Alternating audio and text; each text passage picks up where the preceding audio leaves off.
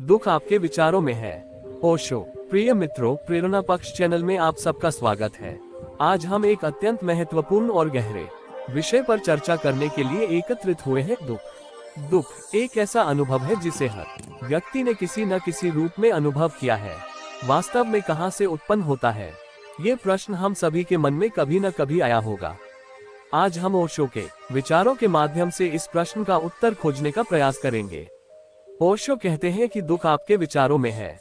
चलिए इस गहन सत्य को समझने का प्रयास करते हैं। विचारों की उत्पत्ति। ओशो के कहा कि हमारे विचार हमारी चेतना का निर्माण करते हैं। जो भी हम सोचते हैं वही हमारा जीवन बन जाता है। अगर हमारे विचार नकारात्मक हैं, तो हमारा जीवन भी नकारात्मक हो जाता है। लेकिन यदि हमारे विचार सकारात्मक हैं, तो हमारा जीवन भी सकारात्मक हो जाता है। ये हमारे विचार ही हैं जो हमें खुशी या दुखी करते हैं। जब हम किसी घटना को नकारात्मक रूप में देखते हैं तो वह हमें दुखी करती है। लेकिन यदि हम उसी घटना को सकारात्मक रूप में देखें तो वह हमें सिखाने वाली अनुभव हो सकती है। वर्तमान में जीना। दुख का एक बड़ा कारण यह है कि हम या तो अतीत में जीते हैं या भविष्य की चिंता करते हैं। अतीत की गलतियां और भविष्य की अनिश्चितता हमें दुखी करती है। लेकिन सच्चाई यह है कि अतीत बीत चुका है और भविष्य हमारे हाथ में नहीं है। ओशो कहा है कि हमें वर्तमान में जीना चाहिए। वर्तमान ही एकमात्र सत्य है। जब हम पूरी तरह से वर्तमान में होते हैं तब दुख का कोई स्थान नहीं होता। वर्तमान में जीना हमें शांति और आनंद का अनुभव कराता है। ध्यान और स्वीकृति। ध्यान एक ऐसा साधन है जो हमें अपने विचारों पर नियंत्रण पाने में मदद करता है। ओशो ध्यान को अत्यधिक महत्व देते हैं। उनके अनुसार ध्यान के माध्यम से हम अपने भीतर की शांति और खुशी को पा सकते हैं। ध्यान हमें अपने विचारों से मुक्त करता है और हमें वर्तमान में जीना सिखाता है। जब हम ध्यान में होते हैं तो हमारे विचार शांत हो जाते हैं और हम एक नए आयाम में प्रवेश करते हैं। स्वीकृति भी एक महत्वपूर्ण तत्व है जो हमें दुख से मुक्त करता है। ओशो कहा है कि हमें जीवन को उसी रूप में स्वीकार करना चाहिए जैसा वह है।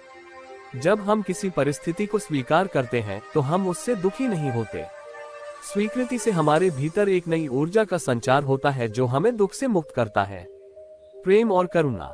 प्रेम और करुणा हमारे जीवन के महत्वपूर्ण हिस्से हैं। जब हम प्रेम और करुणा से भर जाते हैं तो हमारे जीवन में दुख का कोई स्थान नहीं रहता।